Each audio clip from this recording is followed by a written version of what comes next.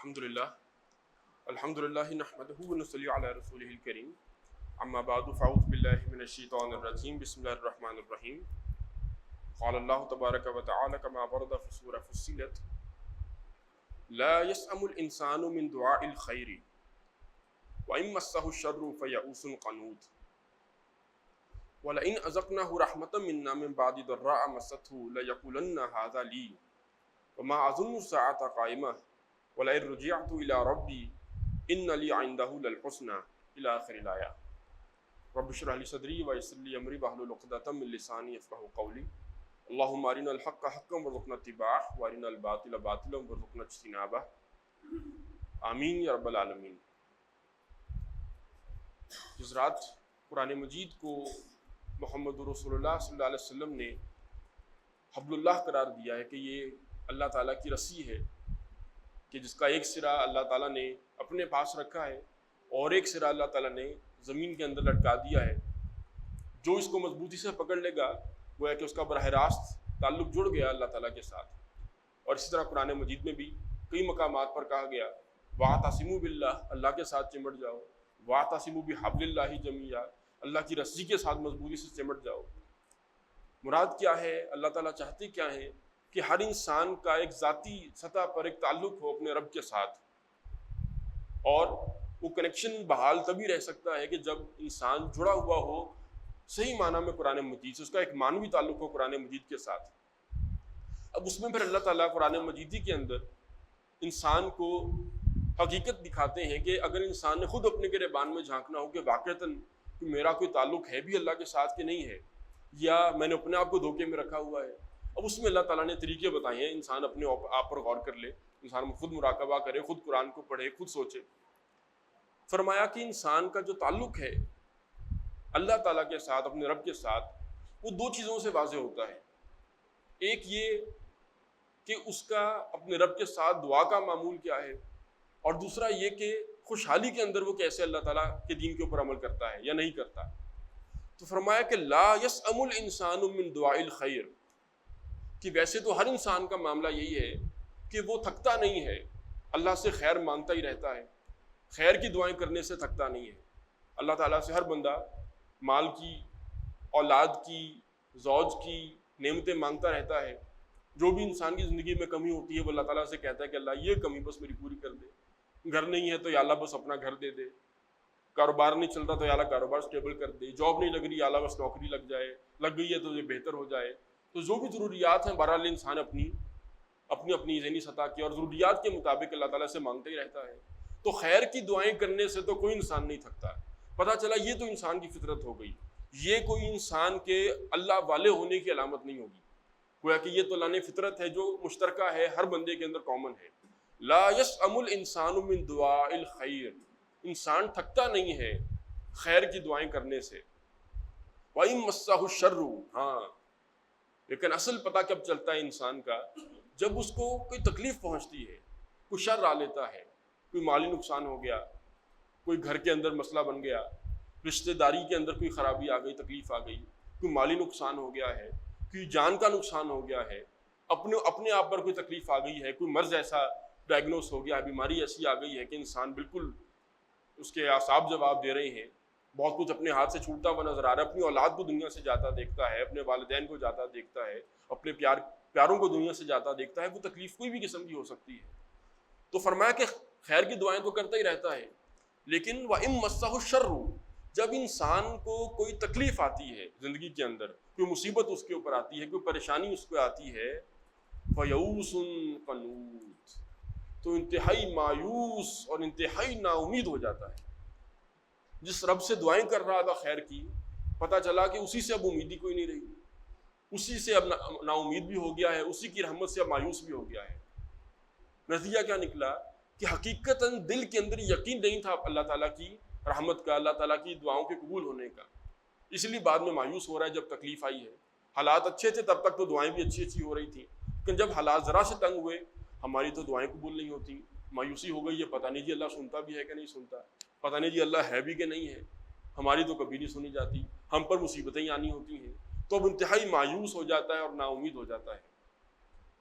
وَلَئِنْ أَذَقْنَاهُ رَحْمَةً مِنَّا، من بعد ذرا مست ہو، لیکن اسی تکلیف کے ختم ہو جانے کے بعد جب ہم اس کو اسی انسان کو اپنی رحمت کا مزہ چکھاتے ہیں، اب وہ جو دعائیں کر رہا تھا مثلاً قبول ہونا شروع ہو گئی. مالی پہلے فقر تھا زندگی کے اندر، مالی تنگی تھی، اب اللہ تعالیٰ نے کشادگی دے دی ہے. گھریلو کوئی مسائل تھے اللہ تعالیٰ نے حل کر دیے ہیں. کوئی جسمانی امراض تھے اپنے میں، اپنی اولاد کے، کوئی بیماریاں تھیں، کوئی تکلیف تھی، کوئی فزیکل، اللہ تعالیٰ نے اس کو دور کر دیا. کسی بھی قسم کی تکلیف تھی، کوئی زندگی کے اندر کسی نعمت کی کمی تھی، نعمت بندہ اللہ سے مانگتا رہا، بالآخر اللہ تعالیٰ نے وہ بھی اسباب پیدا کر دیے، وہ نعمت بھی اس کو مل گئی. یہی بندہ کہ جو اس تنگی کی حالت میں انتہائی مایوس ہو چکا تھا یا تکلیف آنے پر بالکل امید چھوڑ چکا تھا، پھر جب ہم اس بندے کو اپنی رحمت کا مزہ چکھاتے ہیں اس تکلیف کے بعد جو اس پر سے گزر چکی ہوتی ہے، لَيَقُولَنَّ هَذَا لِي، اب ہونا کیا چاہیے تھا کہ دعائیں کر کر کے کوئی نعمت ملی ہے اللہ تعالیٰ سے، شکر گزاری پیدا ہوتی، اللہ کے آگے بندہ شکر کرتا، دین کے اندر اور پختہ ہو جاتا، اللہ کا فرما بردار بنتا. وہ ناشکری شروع کر دیتا ہے. جب ہم اپنی رحمت کا مزہ چکھاتے ہیں، اس کی دعاؤں کو قبول کر لیتے ہیں، لَيَقُولَنَّ هَذَا لِي، تو کہنا شروع کر دیتا ہے میرا حق تھا، میری سمجھداری تھی، میری سوچ تھی، میرے فیصلے تھے، میری محنت تھی.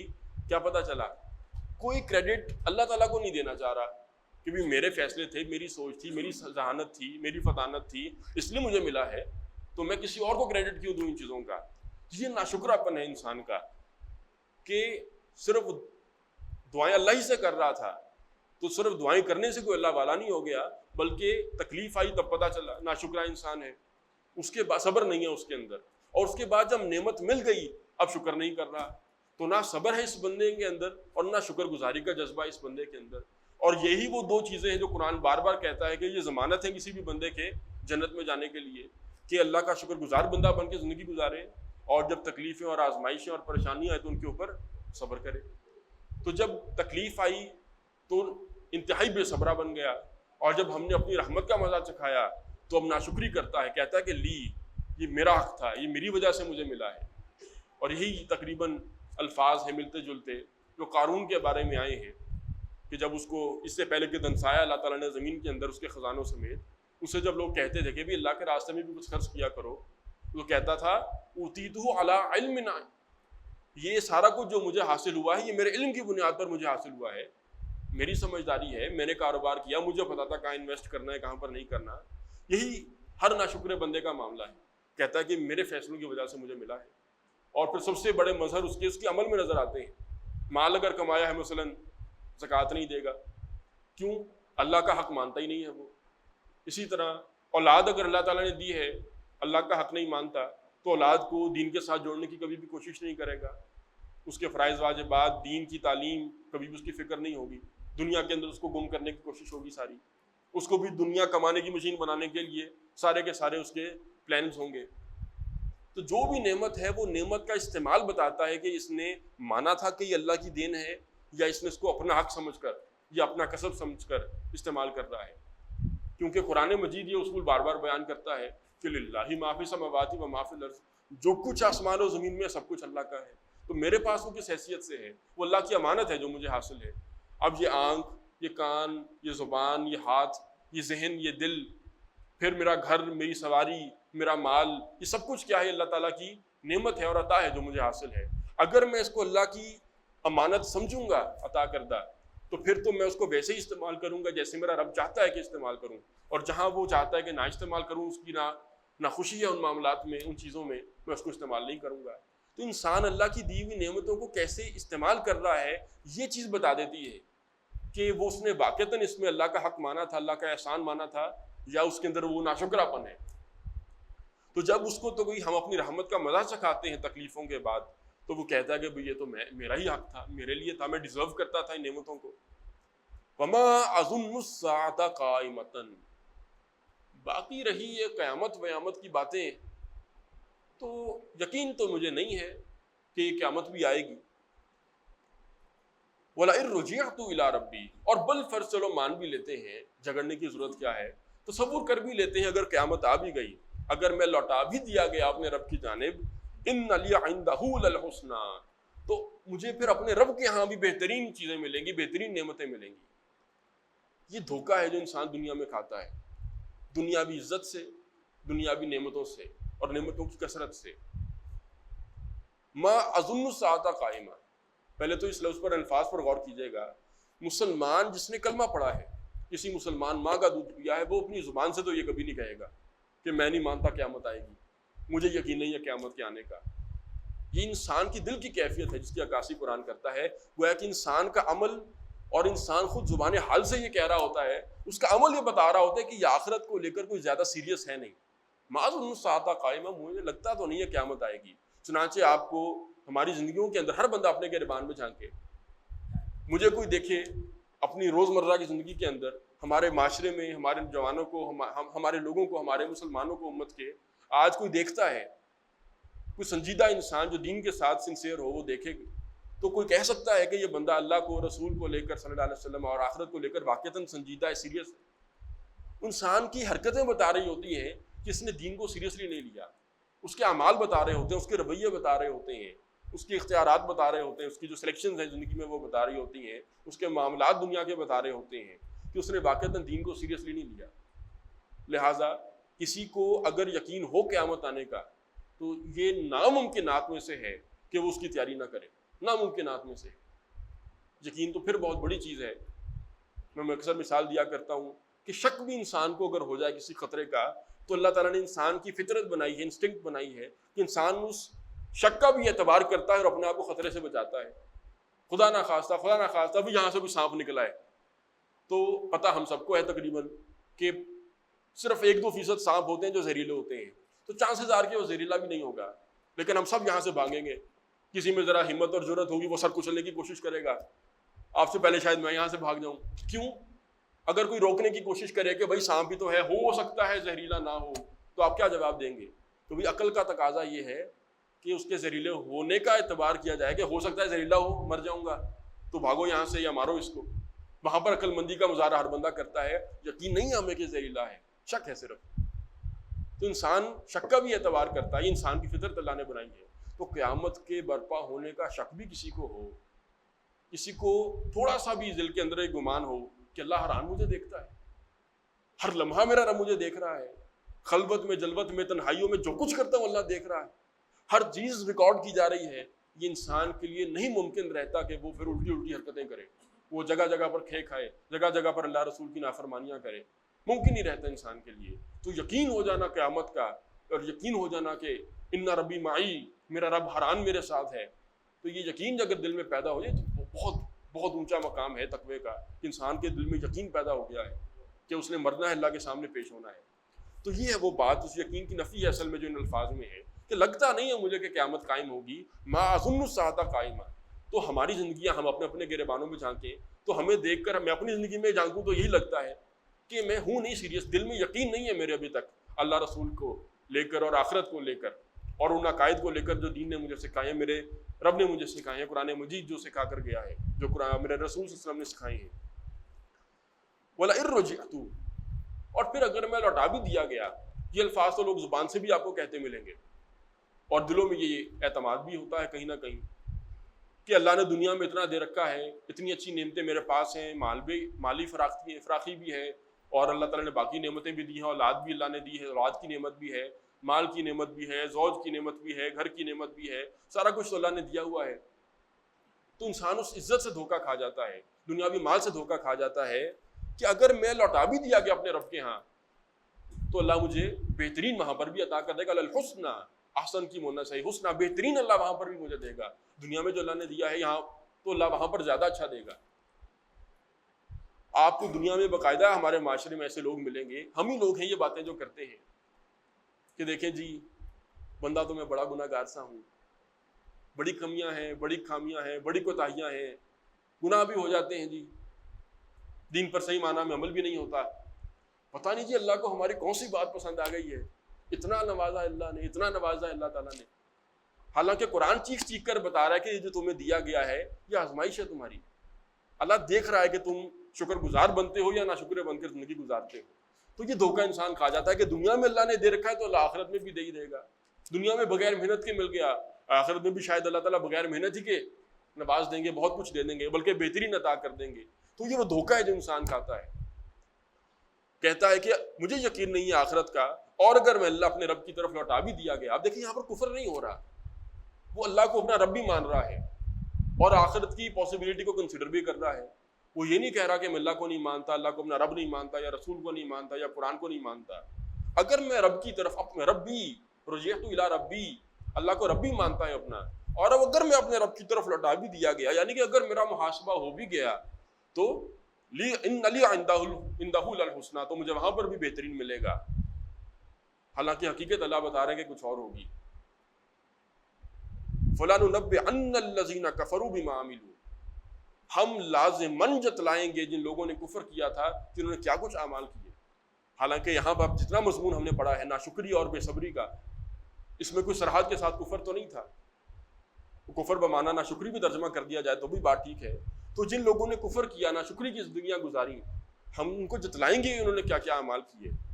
وَلَنُذِيقَنَّهُم مِّنْ عَذَابٍ غَلِيظٍ، اور ان کو ہم انتہائی گندا اور انتہائی سخت عذاب چکھائیں گے، انتہائی سخت عذاب کا مزہ چکھائیں گے ان کو.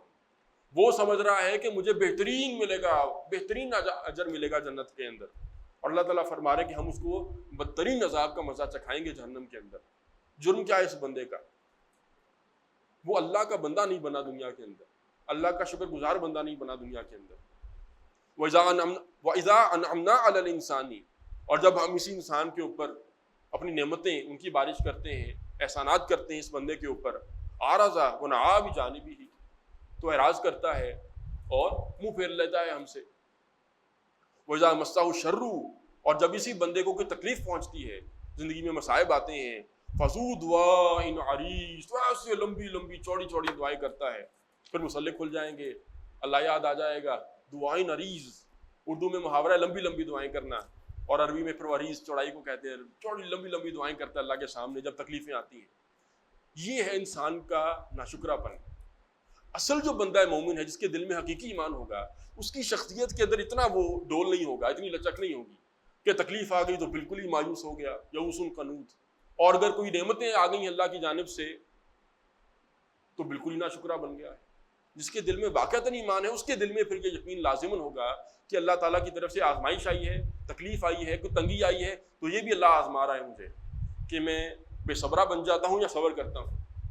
اور بندہ مومن یہ بھی جانتا ہے کہ جب اللہ کی جانب سے مجھ پر نعمتوں کی بارشیں ہو رہی ہیں، احسانات اللہ تعالیٰ کے ہو رہے ہیں، تو اس کو پتہ ہے کہ پاگل نہیں ہو جانا خوشی سے، یہ بھی اللہ تعالیٰ کا امتحان اور آزمائش ہے. بلکہ صحیح بات تو یہ ہوگی کہ یہ زیادہ مشکل آزمائش ہے اللہ تعالیٰ کی جانب سے. جب انسان پر نعمتوں کی کثرت ہو جاتی ہے تو زیادہ امکان ہوتا ہے کہ انسان اپنے رب سے غافل ہو جائے، اپنے دین کو بھول جائے، اپنے فرائض کو بھول جائے، جو اس کے اوپر لوازمات ہیں اللہ رسول کی جانب سے، جو اللہ کا حق ہے انسان اس کو بھول جائے. تو یہ بہت بڑی آزمائش ہے. تو یہ ہے جو بے صبری اور ناشکرا پن، جس کو اللہ تعالیٰ نے معیار بنایا ہے.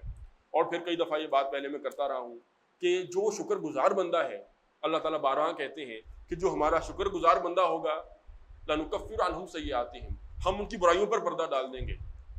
اور جو ناشکرا انسان ہوگا، جو اپنے رب کے آگے جھکتا نہیں ہوگا، اس نے اپنے رب کو اپنا رب نہیں مانا ہوگا، اللہ تعالیٰ اس کے بارے میں کیا فرماتے ہیں؟ ان کے اعمال ہی ہم ضائع کر دیں گے سارے، ان کے نیکیاں بھی ساری کی ساری ضائع کر دی جائیں گی.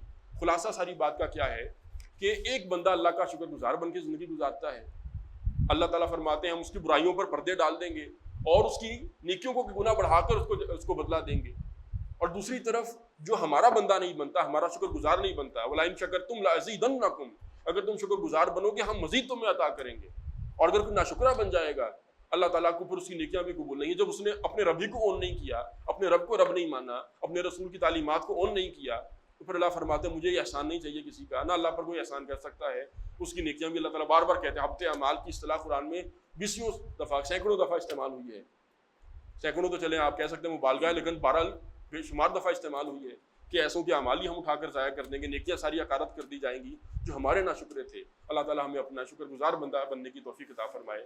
بارک اللہ لی و لکم فی القرآن العظیم ونفعنی و ایاکم بالآیات و ذکر الحکیم.